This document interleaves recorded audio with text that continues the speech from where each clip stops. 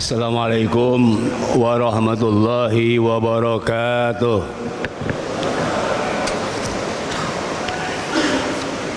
Bismillah walhamdulillah wassalatu wassalamu ala rasulillah Sayyidina Muhammad ibn Abdullah wa ala alihi wa sahbihi wa ba'du. Rabbi israh li sadri wa yassir li amri wa hlul 'uqdatam min lisani yafqahu qawli.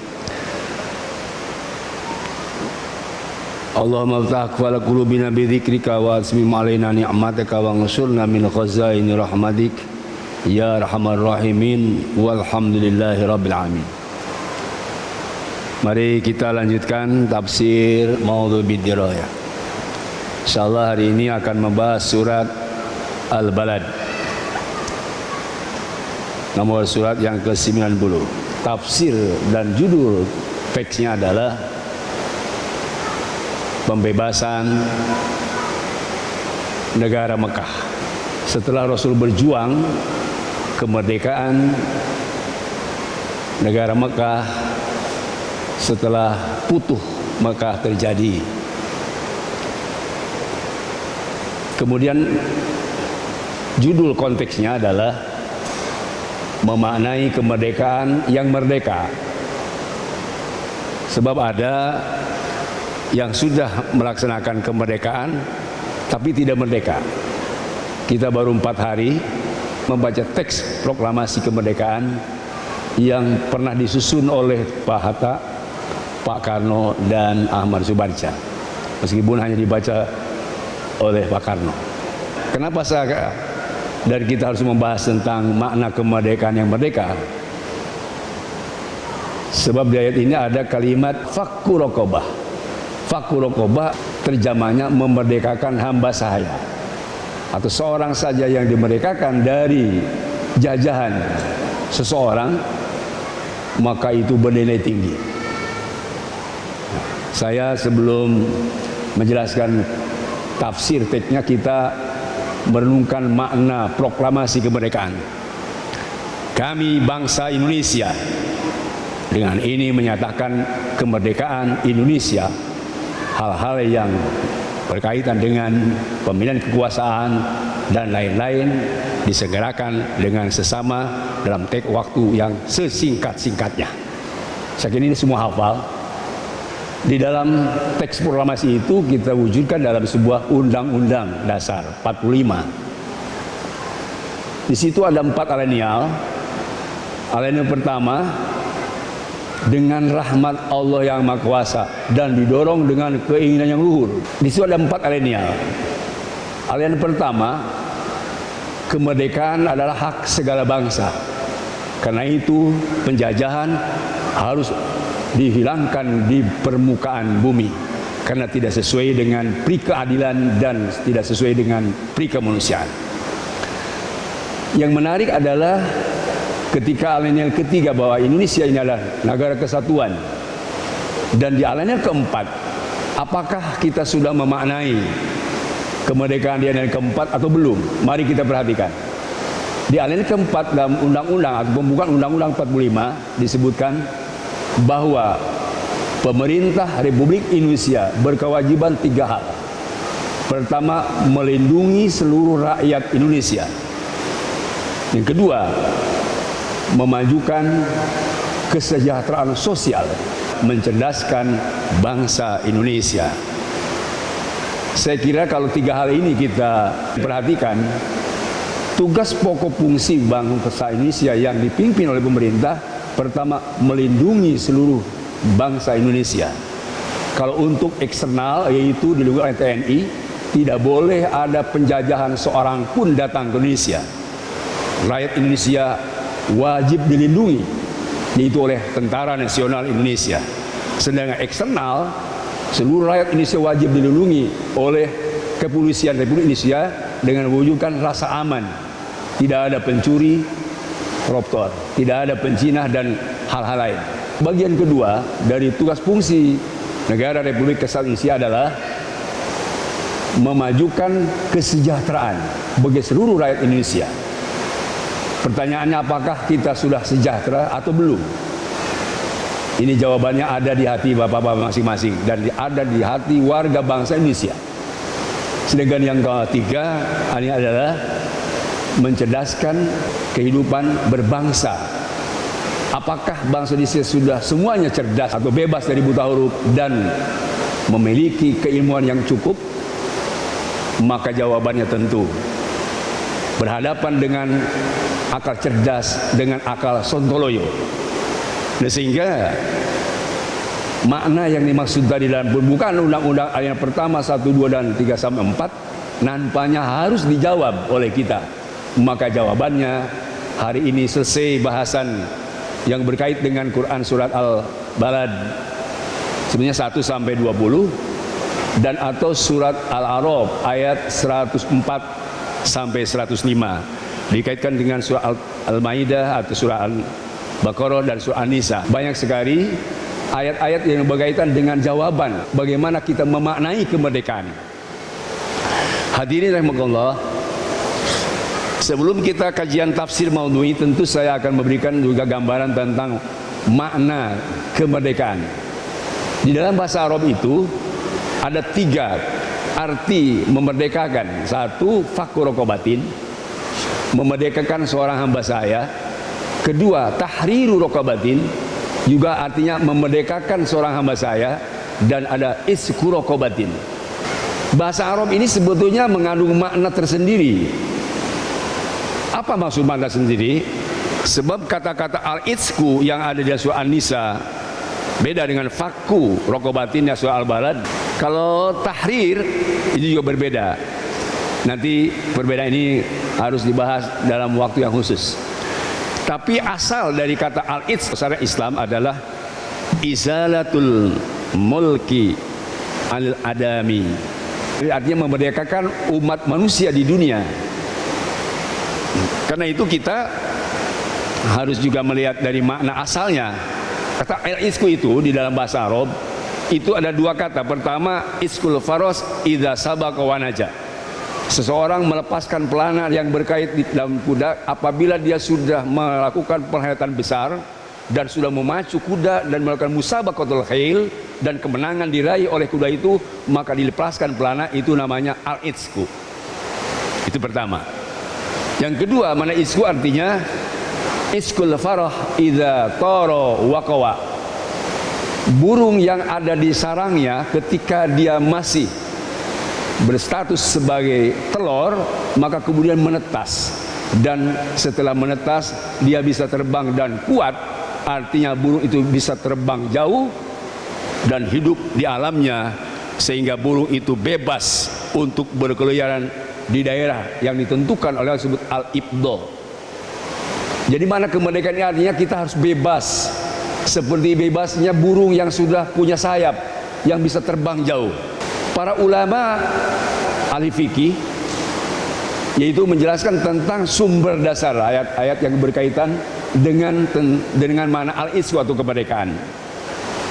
Kalau ayatnya itu dijelaskan surat Al-Balad ini, ayat yang ke-11 sampai terakhir. Dan kemudian tadi dalam surat Al-A'raf ayat 104 105. Sedangkan hadis yang menjelaskan tentang kemerdekaan ini cukup banyak. Di antaranya hadis riwayat Muslim.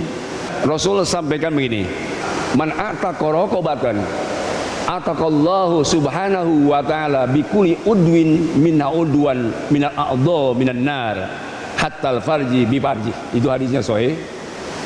Barang siapa orang yang memerdekakan hamba saya, maka Allah akan memerdekakan orang yang termerdeka itu setiap anggota badannya. Seluruh anggota badannya akan dibebaskan oleh dari sentuhan api neraka. Bahkan hadisnya hatal farji bil farji. Kalau dia punya dosa besar, misalnya berzina, karena dia sudah membebaskan hamba saya, maka dengan sebab membebaskan hamba saya, dosa zina pun diampuni oleh Allah Subhanahu wa taala dan tidak disentuh oleh neraka. Demikian hadis yang menjelaskan tentang dosa-dosa yang dikaitkan dengan makna terbesar dari memerdekakan seorang hamba saya. Di dalam kaedah usul fikih ada mafhum aula. Satu saja memerdekakan maka begitu besar maknanya. Apalagi kalau kita sudah bisa memerdekakan 270 juta lebih bangsa Indonesia dimerdekakan dari penjajahan, baik penjajahan berupa material atau penjajahan berupa ide. Tidak hanya memerdekakan dari aspek material atau fisik, dari aspek SDA atau sumber daya alam, tetapi juga kita wajib memerdekakan dari SDM. Artinya akidah kita tidak boleh terganggu, dan manakala akidah terganggu, wajib seluruh umat muslim memerdekakan rakyat dan umatnya dari ideologi akidah yang sesat. Sekitu satu pemahaman tadi. Ya makanya di surat An-Nisa yang kita sering sampaikan, man ahyaha faqad ahyan nasa jami'a. Barang siapa orang yang memberikan rasa tenang seseorang atau hidup seseorang, sama dia dengan memberikan ketenangan seluruh bangsa di dunia. Barang siapa yang hidup dengan seseorang, sama dengan menghidupkan semua manusia di dunia. Tetapi sebaliknya, barang siapa orang yang membunuh atau dia menjajah seorang saja, dijajah oleh dia, tidak diberikan hak-hak asasi manusia, maka sama dengan membunuh semua manusia. Sekini ini cukup berat, Pak. Itu makanya kita memaknai kemerdekaan yang merdeka seperti apa. Maka saya akan jelaskan di sini tafsir teksnya. Semua Bapak fokus kepada surah Al-Balad. Mari kita renungkan makna-makna surah Al-Balad. Di mana surah Al-Balad ini Allah bersumpah dengan bihadzal balad. La uqsimu bihadzal balad. Di dalam bahasa Arab, balad itu memang negeri atau negara. Sedangkan qaryah bisa diartikan kampung, bisa diartikan negara. Tapi yang namanya balad, la uqsimu bihadzal balad, kami bersumpah dengan negeri Mekah ini. Kenapa Allah Subhanahu bersumpah dengan negeri Mekah? Sebab negeri Mekah adalah ikon penting untuk persoalan umat Islam di dunia. Artinya mengacu kepada negeri Mekah. Coba lihat ayat selanjutnya. Wa anta hillum bihadzal balad. Wahai Muhammad, kau halal tinggal di negeri Mekah. Urus tuh negeri Mekah untuk dibebaskan masyarakat dari kemusikan yang dibawa kaum musyrikin, dan lepaskan mereka dari jajahan ekonomi yang pada saat itu adalah semua didominasi oleh sistem jahiliyah. Wahai Muhammad, kau boleh berperang halal di Mekah demi untuk membebaskan umat Islam yang ada di Mekah pada saat itu. Sampai dihalalkan perang untuk membela akidah dan untuk menyelamatkan teritorial negeri Mekah. Tidak boleh ada seorang pun yang menjajah. Kita lihat, wa walidi wa mawalad. Ini sumpah demi Nabi Adam, mawalad, dan orang yang dilahirkan oleh Nabi Adam keturunannya. Ingat bahwa di ayat berikutnya Allah bersumpah Nabi Adam dan keturunannya perlu diselamatkan hak-haknya. Kenapa? Karena memang hak-hak manusia itu harus diselamatkan oleh umat Islam yang punya konsep yang sangat luar biasa, yaitu konsep Islam kafah. Kita lihat bagaimana cara untuk memerdekakan, maka ada konsep kaban.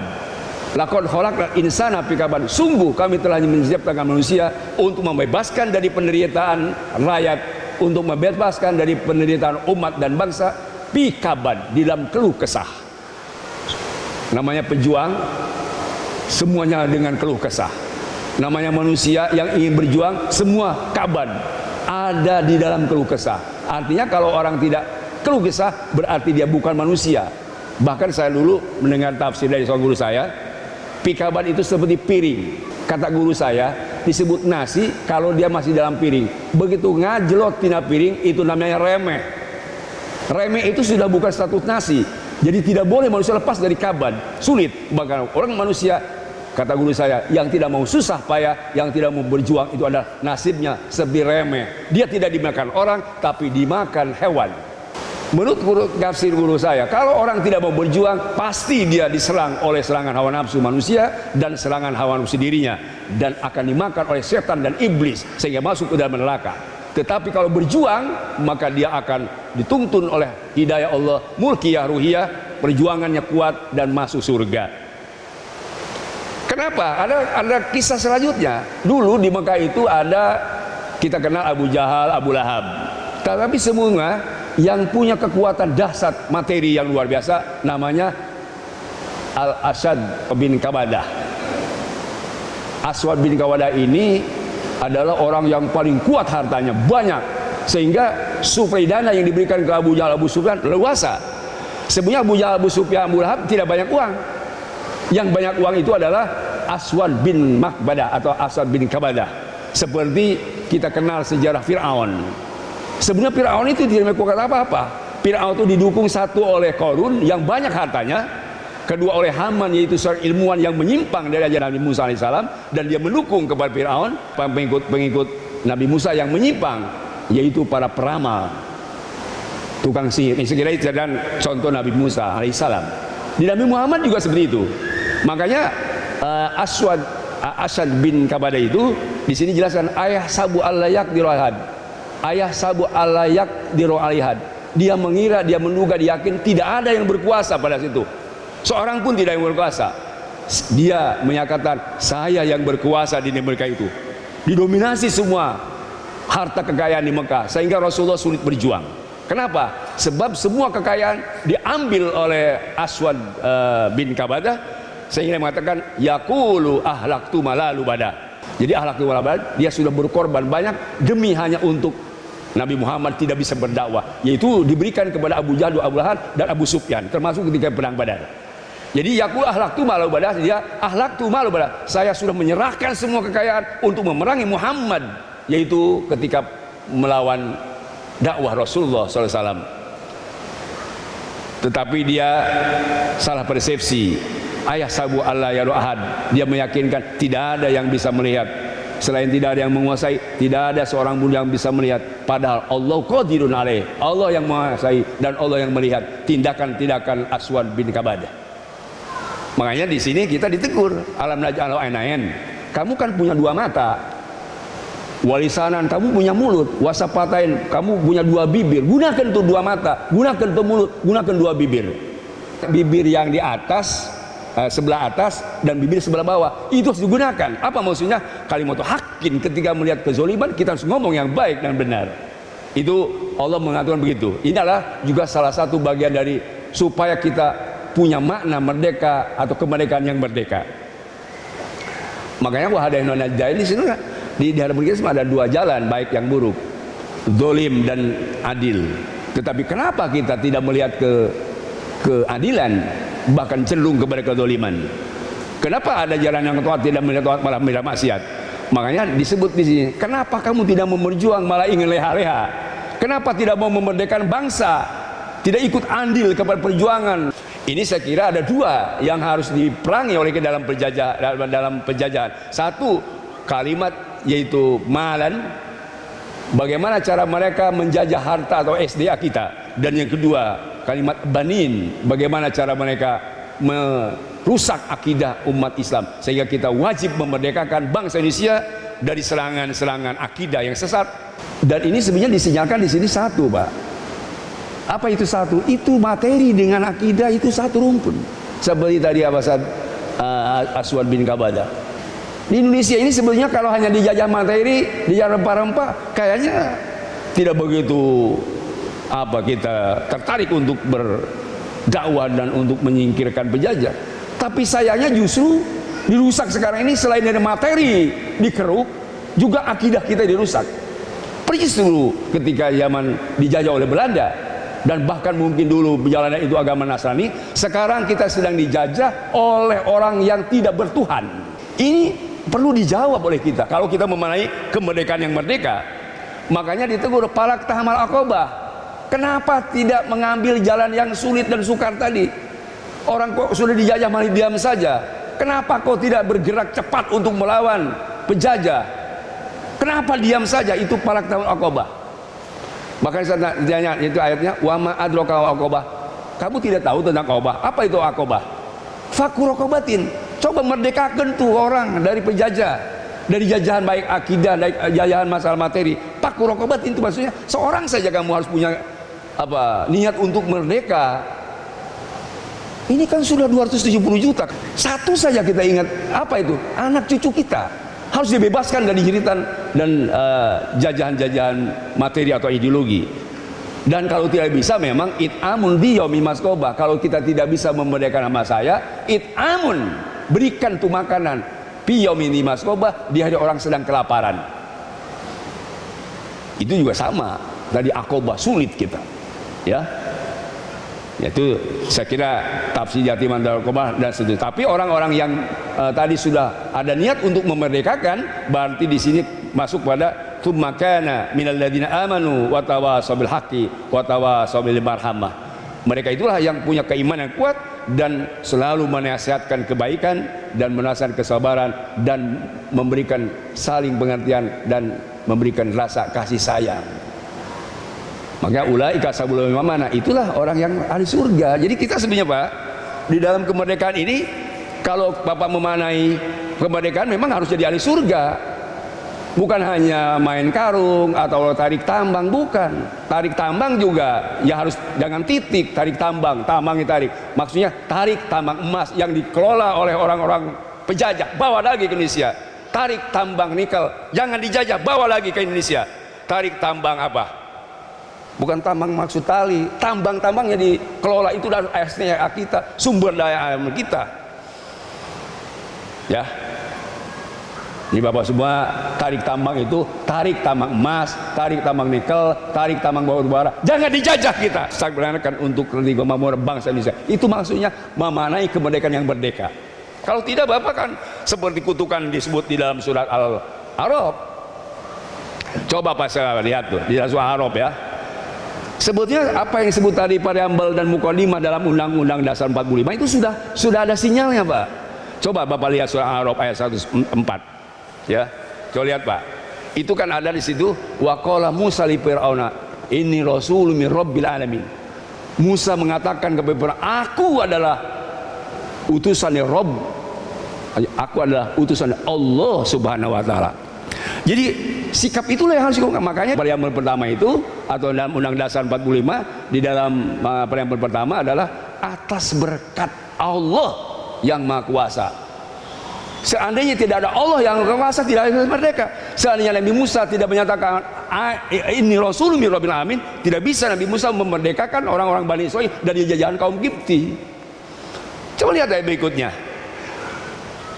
Hakikun ala aku ila haqqi bihaqqin. Aku berhak, aku berkewajiban untuk menyampaikan yang benar. Qad jitukum bibayinatin min rabbikum. Aku membawa bayinat, membawa satu dalil nyata, real. Apa yang dibawa oleh Musa, yaitu aso, tongkat. Makanya para ahli sejarah, setiap orang yang akan melawan musuh dia harus punya bayinet. Bayinet itu satu alat perang. Nabi Musa dulu pakai tongkat. Makanya kalau tidak punya bayinet, tidak punya rudal, minimal punya bedil. Itu adalah satu alat untuk bisa mengalahkan penjajah. Lalu tidak punya bedil, bawa runcing, bayinet. Tahu bayinet apa? Bedil besi. Tapi orang zaman dulu waktu penjajah tidak harus pakai bayinet, babu runcing bisa mengusir penjajah. Jitukum bi bayinat, sehingga Pak Arsil Maya Bani Israil ayat 15. Pak Arsil Maya Bani Israil, kata Nabi Musa, lepaskan tuh Bani Israil yang dijajah oleh kamu wahai Fir'aun. Kamu adalah bangsa Kipti, kaum Kipti. Memang penjajah kamu. Sedangkan Bani Israil adalah turunan Nabi Musa dari mulia, dari anaknya Yakub, Yakub dari anaknya Ishak, Ishak dari Ibrahim. Kata Nabi Musa, ini Palestina atas sama ada hak kami. Inilah penduduk warga asli Bani Israil. Kau sebagai penjajah berangkat dari sini. Itu Musa keras Pak. Mengusir penjajah yang namanya Firaun. Kalau penjajah itu seperti Firaun Pak. Apa sebenarnya serakah mereka. Nah, ini saya kira sejarah begitu. Makanya coba kita manai sekarang apa yang disebut tadi merdeka atau kemerdekaan. Saya ada beberapa rumus yang pernah saya lihat. Anta hurrun mimma anta anu ais wa abdun lima anta pitami. Kau menjadi orang yang bebas merdeka dari apa yang kau tidak mengharapkan, dari apa yang kau tidak mau diberi, dari apa kau yang tidak bersandar kepada mereka. Itu bebas merdeka kita. Tetapi sebaliknya, wa anta abdul liman anta pitami, kau menjadi hamba saya, jadi budak kamu kalau kau masih mengharapkan bantuan dari orang lain. Kalau kamu masih minta-minta dan masih mengharap lindungan dari bangsa lain, berarti kamu terjajah. Bohong kamu merdeka kalau masih kamu mengharapkan dari bangsa lain. Bebaskan itu penjajah, urus dengan dari sini. Itu hanya mana kemerdekaan yang merdeka. Harus setuju Bapak. Sebab yang namanya hurun, merdeka itu kan tidak ikatan dengan yang lain. Dari mana sumbernya itu kita bisa dijajah? Itu sumbernya dari tom'in. Makanya ma basakot aksonodulin ila ala bidi tom'in. tidak berbuah itu dahan-dahan yang bisa menjadikan manusia hina, dahan-dahan yang bisa menjaga hina ila ala bidri to'min, kecuali ditanam, karena memang bidri to'min modalnya memang serakah. Tidak mungkin kita hina sekarang. Berapa hutang kita di Indonesia kalau tidak ada bidri to'min, kalau tidak dasar tadi toma, ingin diberi orang dan bersandar kepada orang lain atau bangsa lain, bahkan kalau bersandar ke manusia, itu musyrik hukumnya. Itu saya kira Pak, pengertian dari merdeka. Ya, makanya maka kasal misul wahmi, tidak ada yang menghancurkan diri kita, tidak ada orang yang bisa menghancurkan jati diri kita kecuali apa? Misul wahmi. Wahmi itu angan-angan hampa, cita-cita ingin kaya tapi tidak usaha. Wahmi itu adalah ngelamun, menghayal. Tidak ada orang yang bisa sukses karena menghayal, harus bekerja keras. Itu pengertian makna kemerdekaan yang merdeka. Baik Bapak semua, karena waktu habis, saya lihat surat Yusuf. Surat Yusuf itu lakon kana fi qisasim ibrotil albab. Sungguh kisah-kisah orang masa lalu itu adalah cerminan bagi orang yang berakal cerdas. Ada 4 kisah yang Bapak harus perhatikan. Pendek saja, kisah pendek. Pertama, ini saya lihat di dalam kitab Hikam namanya Pak. Ya, saya lihat di dalam kitab Sarul Hikam juz 1 halaman 49, supaya Bapak tidak nyebut ngarang-ngarang. Ada 4 kisah yang pendek tapi sangat menukik dalam kemerdekaan ini.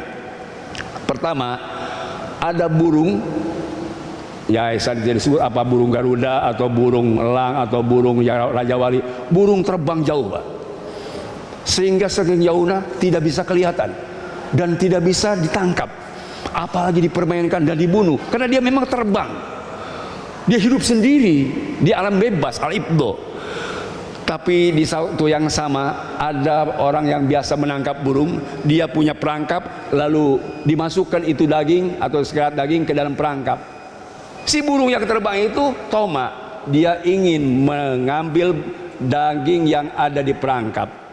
Namanya burung tidak tahu itu perangkap berbahaya, turunlah dia dari atas ke bawah, masuk dia ke perangkap dan mau ngambil daging belum diambil dia sudah kena perangkap. Maka si burung itu dipegang, ditangkap dan siap lehernya untuk dipotong dan dibunuh dan dicincang.